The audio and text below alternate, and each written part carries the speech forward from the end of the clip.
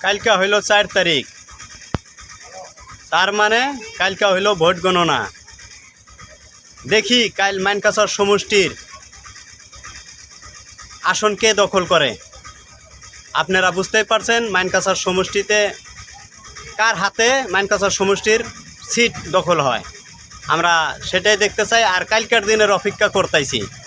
জানি না কার হাতে এবার মাইনকাছার সমষ্টিটা যাবে, এই মাইনকাছার সমষ্টিটা কার হাতে যাবে।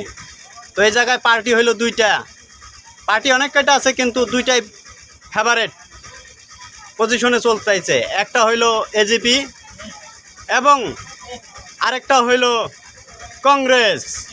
কংগ্রেস হইল আমার ডাঙরিয়া বাপ্পি ভাই, আর এজিপি পার্টির থেকে আমার বড় ভাই জাবেদ ইসলাম। জানি না কাল পার্টি কে জিতবে, তো আশা রাখছি আমার মতামত কংগ্রেস। আপনার মতামত কোন পার্টি সেটা কমেন্টে জানিয়ে দিবেন। অবশ্যই কমেন্ট করতে ভুলবেন না।